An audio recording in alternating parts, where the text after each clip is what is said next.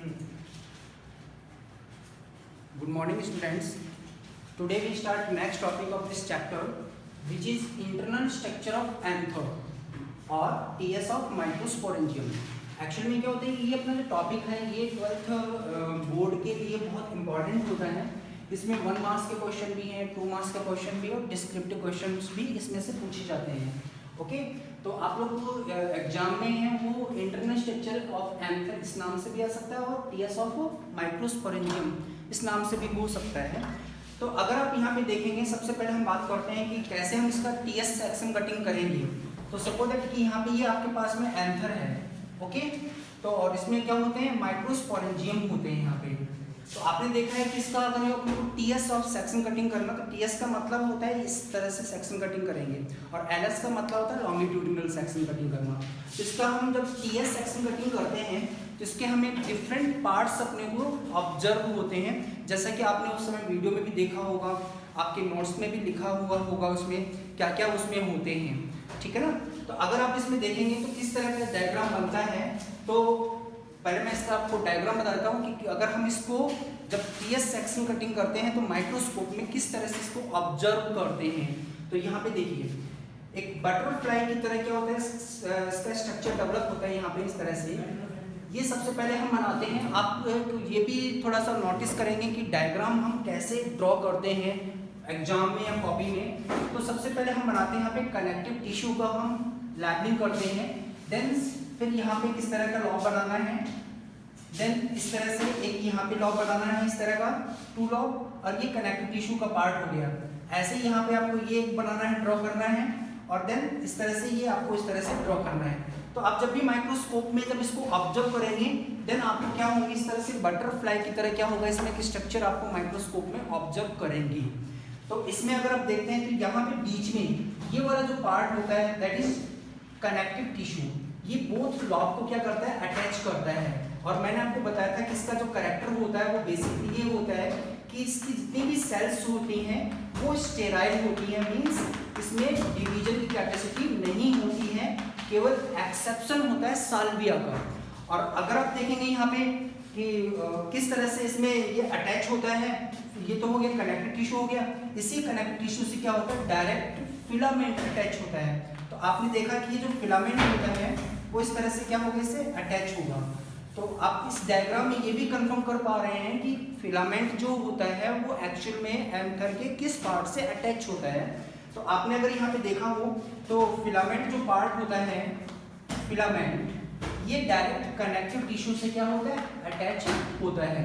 अब इसको आप लैबलिंग कर लेते हैं. तो लैबलिंग में अगर आप देखेंगे तो ये क्या होता है, यहाँ पे ये होते हैं माइक्रोस्पोरेंजियम या आप कह सकते हैं एंथर.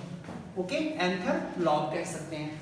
देन अगर यहाँ पे अगर आप देखेंगे तो यहाँ पे क्या होता है कि जैसे एंथर जब मैच्योर होता है तो मैच्योर होने के बाद इसमें जितने भी पॉलन ग्रेन्स होते हैं ये क्या होते हैं कि एंथर से बाहर रिलीज होते हैं. रिलीज तभी होंगे जब ये रप्चर होते हैं. रप्चर होने के लिए क्या होता है कि जहाँ जहाँ पे ये एंथर लॉब अटैच होते हैं ना, वहाँ पे क्या होता है, इनमें होल होते हैं और उस होल को पर्टिकुलर यहाँ पे नेम प्रोवाइड करवाते हैं, that is stomium. Stomium. Okay, तो stomium a part of anther where mature anther rupture through stomium, जिससे क्या होंगे कि all pollen grains are release from mature anther. ठीक है, तो यहाँ पे इस तरह से ये हो गया. अब मैं क्या करता हूँ, इस पार्ट को, इस इंटरनल स्ट्रक्चर को अपने 2 पार्ट में डिवाइड करते हैं. कैसे, अंदर की तरफ आप 4 चैम्बर्स ड्रॉ कर लीजिए इस तरह से. कर लिया. एक में हम नहीं करते क्योंकि एक में हम कंप्लीटली उसका डिस्क्रिप्शन हम करते हैं, उसमें इसको डिस्क्राइब करते हैं कि क्या एक्चुअली में इसका स्ट्रक्चर होता है. तो 3 में आप ये बॉक्स बना लीजिए. इन बॉक्स को हम बोलते हैं, चैम्बर्स को बोलते हैं हम क्या, माइक्रोस्पोरेंजियम. Okay, microsporangium. तो ये जो माइक्रोस्पोरेंजियम होते हैं ये किसको फिल करते हैं, माइक्रोस्पोर को. अब क्या करते हैं कि इंटरनल स्ट्रक्चर ऑफ एंथर है, इसको हम 2 पार्ट में डिवाइड कर लेते हैं फॉर स्टडी. ठीक है, तो स्टडी के लिए क्या करते हैं, हम इसको 2 पार्ट में डिवाइड कर लेते हैं. सबसे पहले हम स्टडी करेंगे इसकी एंथर लॉब की, सॉरी इसकी वॉल की. इसको बोलते हैं एंथर वॉल. Anther wall. और ये एंथर वॉल ही सबसे ज़्यादा इम्पॉर्टेंट होती है, क्योंकि एग्जाम में ये डायग्राम पूछता है प्लस एंथर वॉल का डिस्क्रिप्शन पूछता है। ठीक है, एक तो फर्स्ट पार्ट हो गया, पहले तो हम इसकी स्टडी करेंगे, इसकी एंथर वॉल है वो कितने लेयर से बनी होती है, क्या प्रॉपर्टी होती है उसमें, क्या कैरेक्टर होते हैं, क्या सारी प्रॉपर्टी हम उसमें स्टडी करेंगे। लेकिन अगर हम देखें उसके बाद में, ये तो नंबर ए हो गया। नंबर बी पे है माइक्रोस्पोरोजेनेसिस, मींस इसके अंदर माइक्रोस्पोर का फॉर्मेशन कैसे होता है। तो माइक्रोस्पोर का फॉर्मेशन कैसे होगा वो हम बी में टॉपिक में स्टडी करेंगे। What is microsporogenesis. ओके, तो पहले मैं आपको माइक्रोस्पोरोजेनेसिस के बारे में थोड़ा सा डिटेल बता देता हूँ। एक्चुअली में क्या होता है कि जब एंथर यंग स्टेज में होता है, यंग एंथर होता है, तो यंग एंथर में क्या होता है, इसके अंदर सिमिलर साइज की सेल्स क्या होती हैं, फीड होती हैं, जिनको हम बोलते हैं होमोजीनस सेल्स।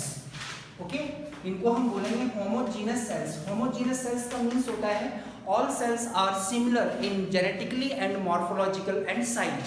ठीक है ना, साइज में भी सेम होंगी, जेनेटिकल भी सेम होंगी, एंड साइज मतलब कैरेक्टर में भी क्या होती है, सेम होती है। तो अपन कह सकते हैं कि सेम साइज का जो ग्रुप होता है दैट इज होमोजीनस टिश्यू, और यही टिश्यू क्या करता है, आगे चल के माइक्रोस्पोर को डेवलप करता है।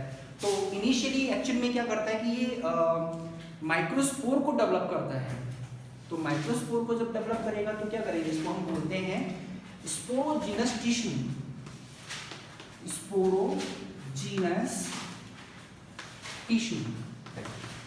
ओके, तो स्पोरोजीनस टिश्यू का मीन्स होता है यहाँ पे कि ये जो सेल्स होती हैं ये स्पोर को डेवलप करती हैं, इसीलिए इसको बोला हमने क्या, स्पोरोजीनस टिश्यू। ठीक है, बट अगर हम रेफरेंस कर रहे हैं मेल की, तो मेल का रेफरेंस में अगर हम देखेंगे तो इसको हम बोल सकते हैं माइक्रोस्पोरोजीनस टिश्यू बोल सकते हैं, क्योंकि इन सेल्स के थ्रू हम क्या करते हैं, माइक्रोस्पोर को डेवलप करते हैं। तो माइक्रोस्पोर का जब डेवलपमेंट होगा तो इसको बोल सकते हैं हम क्या, माइक्रोस्पोरोजीनस टिश्यू बोलेंगे। तो जितने माइक्रोस्पोर टिश्यू होते हैं ये क्या करते हैं, साइज में अपने आप को इंक्रीज कर देते हैं, और जब इनका साइज इंक्रीज हो जाता है देन इन्हीं सेल्स को अब हम बोलेंगे नेम चेंज हो जाता है। ध्यान रखना, बॉटनी में जितनी भी सेल्स हमेशा किसी चीज़ का डेवलपमेंट करती हैं तो उससे पहले क्या करती हैं, अपने साइज को इंक्रीज करती हैं। और साइज कब इंक्रीज होगा, साइज तभी इंक्रीज होगा जब उसमें साइटोप्लाज्म और उसका न्यूक्लियस वो क्या करता है, अपने वॉल्यूम को इंक्रीज करता है।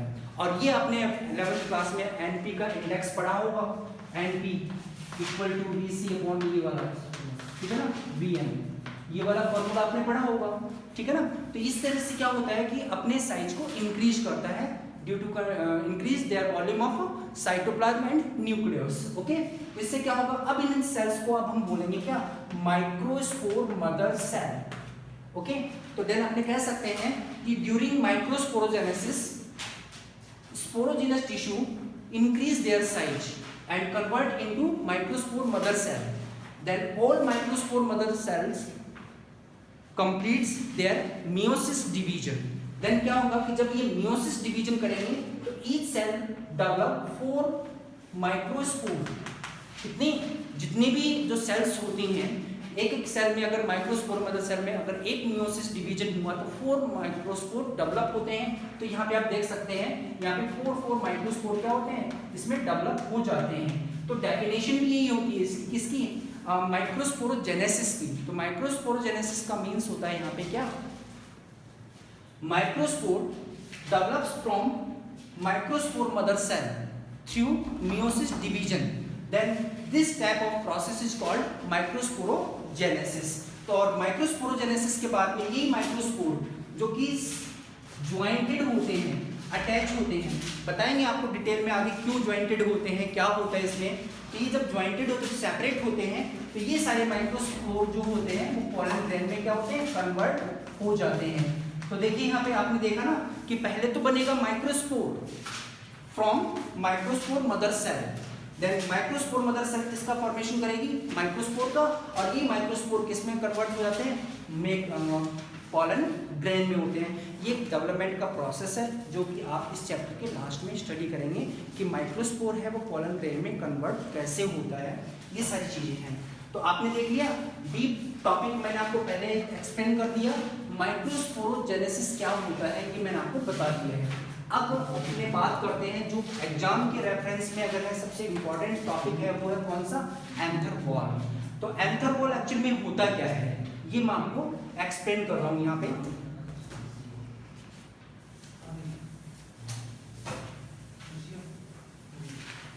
ओके, तो देखिए एंथर वॉल में सबसे पहले अगर हम देखेंगे तो आउटर मोस्ट जो लेयर होती है, देखिए अपने कह सकते हैं कि एंथर वॉल का जो बेसिक फंक्शन होता है वो होता है पॉलन ग्रेन को, माइक्रोस्पोर को प्रोटेक्शन देना और उसको कह सकते हैं कि उसको प्रोटेक्ट करना है, उसको आउटर जो स्टॉक होते हैं उससे उसको प्रोटेक्ट करते हैं। इस तरह से प्रोटेक्शन ही बेसिक इसका क्या होता है, कैरेक्टर होता है। अगर हम देखें तो एंथर वॉल जो होती है इसमें क्या होता है, टोटल नंबर ऑफ लेयर जो होती हैं वो होती हैं 4, ठीक है। और यही मैंने आपको बोला एग्जाम में भी आता है कि एंथर वॉल का डिस्क्रिप्शन ही आता है। तो सबसे पहले हम लिखते हैं आउटर मोस्ट लेयर जो होती है वो होती है एपिडर्मिस।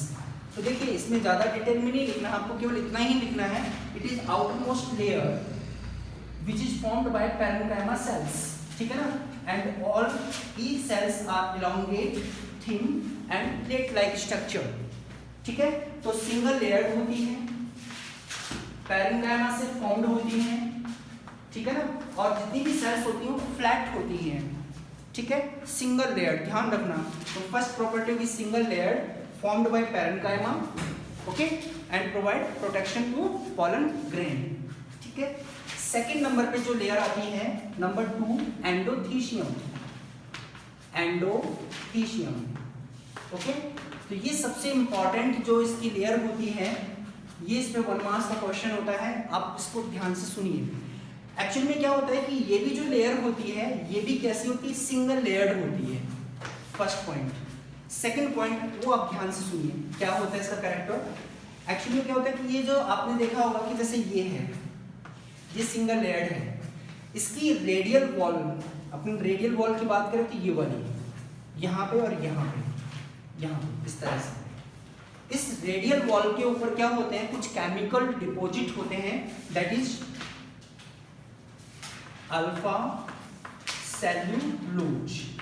और अल्फा सेल्यूलोज का जो नेचर होता है वो हाइग्रोस्कोपिक होता है। हाइग्रोस्कोपिक का मीन्स होता है एटमॉस्फेयर से मॉइस्चर को ये कंटेन करता है, एब्जॉर्ब करता है। इस नेचर को बोलते हैं अपने बायोलॉजिकल की लैंग्वेज में हाइग्रोस्कोपिक। तो हाइग्रोस्कोपिक का मीन्स क्या होता है, आपने देखा कि जब इसमें पॉलन ग्रेन्स बन जाएंगे, डेवलप हो जाएंगे, मैच्योर पॉलन ग्रेन्स डेवलप हो चुके होंगे, फिल हो चुके होंगे, ये मैच्योर हो चुका होगा एंथर, तो इसमें से पॉलन ग्रेन को ये रिलीज करेगा। तो रिलीज तो कर दिया, किसके थ्रू कर दिया, स्टोमियम के थ्रू, बट रप्चर भी तो होना पड़ेगा। तो रप्चर तो ये तो है नहीं कि सब इनके हाथ होते हैं कि अपने आप को ब्रेक कर लेगा और वो उसको रिलीज कर देगा, ऐसा नहीं होता। ये एक नेचुरल प्रोसेस होता है। कैसे, जैसे ही एंथर मैच्योर हो जाएगा, ये अल्फा सेल्यूलोज एटमॉस्फेयर से मॉइस्चर को एब्जॉर्ब करेगा।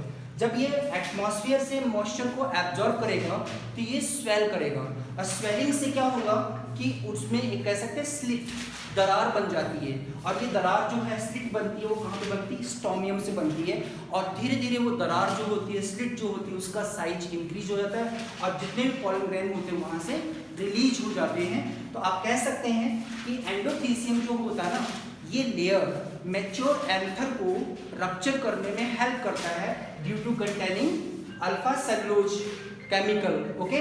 तो अल्फा सेल्यूलोज केमिकल के थ्रू क्या करता है, ये इसको रप्चर करने में हेल्प करता है। ध्यान रखना, प्लांट में ऐसा कौन सा केमिकल होता है जिसमें हाइग्रोस्कोपिक नेचर होता है। तो हाइग्रोस्कोपिक नेचर जो होता है वो केवल अल्फा सेल्यूलोज में होता है, और ये कहाँ पर होता है, एंडोथीसियम में होता है। तो ये भी आपको एक्सप्लेन हो गया होगा। ये भी सिंगल लेयर्ड होती है, बट कैरेक्टर होता है इसमें अल्फा सेल्यूलोज की प्रेजेंस होती है जो कि रप्चर में हेल्प करता है। नंबर 3 पे जो लेयर आती है इसके अंदर, तो ये भी आप क्या करिए, इसमें डायग्राम में ड्रॉ कर दीजिए इसमें, ठीक है। तो साथ साथ में क्या होता जाएगा, एक डायग्राम, एक डिस्क्रिप्टिव डायग्राम बन जाएगा। बुक में यही डायग्राम 3 पार्ट में दे रखा है, जिसको मैंने एक ही पार्ट में डिवाइड कर दिया इसमें, इस तरह से, ठीक है ना। तो ये हो गया सेकंड लेयर हो गई, एंडोथीसियम की हो गई। अब आ जाइए नंबर 3 पे, middle layer. Middle layer. Okay, तो मिडिल लेयर का कोई इतना कोई स्पेसिफिक कैरेक्टर नहीं है, इसका कोई इतना नहीं है, बस यही है कि इसके जो नंबर ऑफ लेयर्स होते हैं 2 to 4 होते हैं। ओके, 2 to 4 लेयर्स होते हैं इसमें। और सेकंड पॉइंट इसका ये आता है कि ये केवल एंथर वॉल की थिकनेस को इंक्रीज करता है, जिससे कि एंथर में जो डेवलप हो रहे हैं पॉलन ग्रेन वो ज़्यादा से ज़्यादा प्रोटेक्ट रह सकें। ओके, तो अपने कह सकते हैं कि यहाँ पे 2 to 4 लेयर की होती है और ये केवल एंथर वॉल की थिकनेस को इंक्रीज करता है। एक पॉइंट ये भी हो गया इसका कि आफ्टर मैच्योरिटी इस लेयर का कोई भी रोल नहीं होता है। इतना होता है कि जो पॉलन ग्रेन होते हैं वो जाते समय क्या करते हैं, जब बाहर निकलते हैं ना उससे पहले क्या करते हैं, इसमें जितना भी नरिशमेंट होता है वो नरिशमेंट क्या करते हैं, एब्जॉर्ब कर लेते हैं। इससे क्या होगा कि उनका डेवलपमेंट में भी हेल्प कर सकते हैं। और जैसे इनमें से नरिशमेंट एब्जॉर्ब कर लेगा देन क्या होगा, इसमें से कुछ भी नहीं बचता, ये धीरे धीरे डिस्ट्रॉय हो जाते हैं। और अब अपने बात करते हैं नंबर 4 लेयर पे, जो सबसे ज़्यादा इम्पॉर्टेंट है इस साल के लिए, और इसमें से क्वेश्चन भी बनते हैं, कई सारे 2-3 क्वेश्चन बनते हैं। वो है कौन सी, टैपिटम। Number 4 tapetum. तो आपके नोट्स में मैंने इसको इम्पोर्टेंट भी लगा रखा है, उसको काफ़ी अच्छे से एक्सप्लेन भी कर रखा है। जहाँ जहाँ क्वेश्चन बनते हैं वहाँ पे क्वेश्चन मार्क भी लगा रखा है, आपके पास अपने नोट्स में लिखा भी होगा ये सारी चीज़ें। तो देखिए टैपिटम का फर्स्ट जो प्रॉपर्टी होती है वो ये होती है कि एक तो ये सिंगल लेयर्ड होती है। ओके, केवल इसमें मिडिल लेयर जो है वो ही 2 to 4 लेयर्ड की होती है, बाद बाकी सारी जो लेयर जो होती है वो कैसी होती है, सिंगल लेयर्ड होती है। सेकंड जो सबसे इंपॉर्टेंट प्रॉपर्टी होती है वो ये होती है इसकी, आप लोग ध्यान से सुनेंगे, यही चीज़ सबसे इंपॉर्टेंट पॉइंट है इसका टैपिटम का। एक्चुअली में क्या होता है, टैपिटम जो होती है वो मल्टी न्यूक्लिएटेड होती है। ध्यान रखना, एक तो क्या होती है, अगर एनिमल्स की बात करें तो जो मसल्स होती है, स्ट्रेटिफाइड जो मसल्स होती है वो मल्टी न्यूक्लिएटेड होती हैं। अगर सेल्स मल्टी न्यूक्लिएटेड होती हैं इसको हम बोलते हैं सिनोसाइटिक स्टेज। तो सिनोसाइटिक स्टेज का मीन्स होता है if a cell contains more than 1 nucleus in their cytoplasm then this condition known as coenocytic condition. Okay, तो एक तो एनिमल की बात करें तो स्ट्रेटिफाइड मसल्स में क्या होता है, नंबर ऑफ जो सेल्स न्यूक्लियस होते हैं मोर देन 1 होते हैं। अगर हम प्लांट सेल की बात करें तो प्लांट सेल में भी अगर यहाँ पे आप देखेंगे तो टैपिटम की जो सेल्स होती हैं वो मल्टी न्यूक्लिएटेड होती हैं। अब मल्टी न्यूक्लिएटेड होने का रीजन क्या होता है भाई, ये क्यों होती है मल्टी न्यूक्लिएटेड और क्यों नहीं होती सेल्स? तो सबसे बड़ा रीजन ये होता है कि सब टैपिटम का बेसिक रोल जो होता है वो ये होता है ग्रोइंग पॉलन ग्रेन को नरिशमेंट देना होता है। तो पॉलन ग्रेन को जब नरिशमेंट देंगी ये, तो खुद में नरिशमेंट होगा तभी तो दूसरे को प्रोवाइड करवाएंगी। तो इसका मतलब ये होता है कि अगर इनमें मोर देन 1 न्यूक्लियस होता है तो इनमें मेटाबॉलिक रिएक्शन की रेट बढ़ जाती है, और मेटाबॉलिक रिएक्शन की रेट जब बढ़ेगी इसमें तो क्या होगा, इसमें ग्लूकोज का अमाउंट भी ज़्यादा होगा। तो जब खुद में ग्लूकोज या कार्बोहाइड्रेट का अमाउंट ज़्यादा होगा तो ये इजीली किसी को भी क्या कर सकते हैं, नरिशमेंट प्रोवाइड करवा सकते हैं। तो यहाँ पे आपने देखा कि मोर देन 1 न्यूक्लियस होने से मेटाबॉलिक रेट इंक्रीज हुई, इससे इसमें क्या हुआ, कार्बोहाइड्रेट लाइक शुगर वो क्या होगा, लार्ज अमाउंट में इसमें बनेगा, और इससे क्या करेगा, इजीली ये ग्रोइंग पॉलन ग्रेन को नरिशमेंट प्रोवाइड करवाएंगे।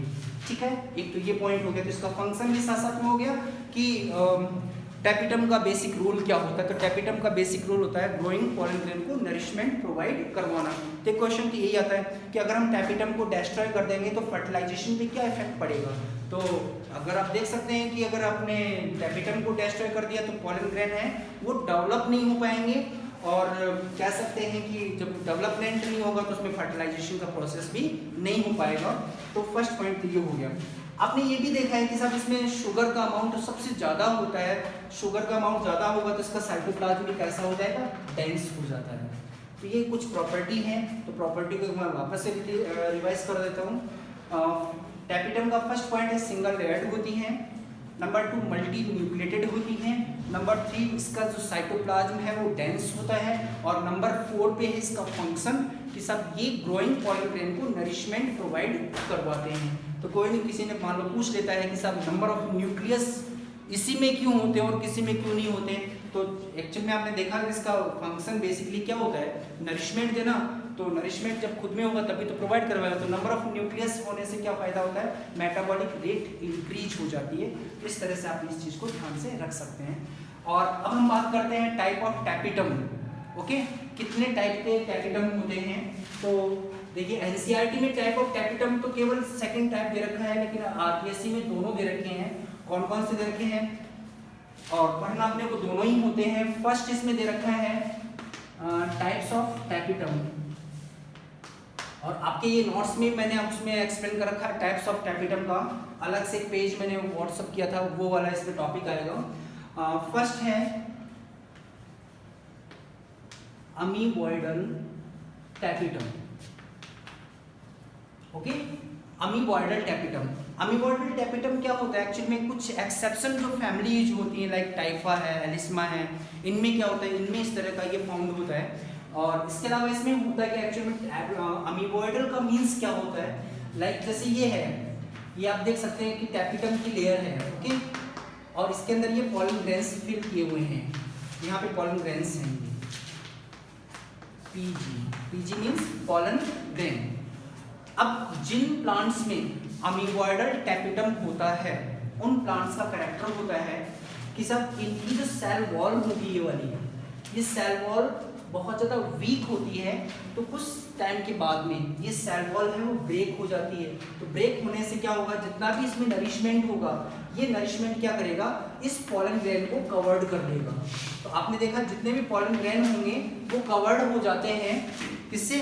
नरिशमेंट से हो जाते हैं। तो नरिशमेंट से जब वो कवर्ड हो जाएंगे तो पॉलन ग्रेन का जो शेप होता है स्फेरिकल होता है, वो स्फेरिकल ना होकर साइटोप्लाज्म के कवर्ड होने से उसका शेप जो इर्रेगुलर हो जाता है। तो अमीबा का शेप भी कैसा होता है? इर्रेगुलर, ठीक है ना। तो जब अमीबा का शेप इर्रेगुलर होता है, इसीलिए इसको हम कहते हैं क्या? अमीबॉइडल टैपिटम। एक बार मैं फिर से बताता हूँ, टाइफा, एलिस्मा, कुछ एक्सेप्शनल फैमिली जो प्लांट होते हैं उनमें इस तरह का क्या होता है, ये फाउंड होता है। अब इसमें अमीबॉइडल क्यों कहते हैं? क्योंकि इस टाइप की जो टैपिटम होगी उसका जो वॉल होती है वो वीक होती है, और वीक होने के बाद क्या होता है कि जितना भी साइटोप्लाज्म होगा वो सारा इसमें से रिलीज हो जाता है, और रिलीज होने के बाद क्या होगा कि जितने पॉलन ग्रेन्स होते हैं उनको सबको कवर्ड कर लेगा, और कवर्ड करने के बाद उस पॉलन ग्रेन का जो पहले उसका शेप था स्फेरिकल, ठीक है ना, अब साइटोप्लाज्म जब उसको कवर्ड कर लेगा तो पॉलन ग्रेन का शेप हो जाएगा इर्रेगुलर, और इर्रेगुलर शेप होने के कारण इसका नेम भी क्या कर दिया? अमीबॉइडल टैपिटम, क्योंकि अमीबा का भी शेप कैसा होता है? इर्रेगुलर होता है। तो इस तरह से ये आप देख सकते हैं अमीबॉइडल टैपिटम, इसमें इस तरह से होता है, ठीक है ना। तो नेक्स्ट इसमें जो नंबर बी है ये अपन कल डिस्कस करेंगे कि इसमें क्या होता है कि अमीबॉइडल के बाद सेकंड जो टैपिटम आता है वो आता है कौन सा? Secretory tapetum.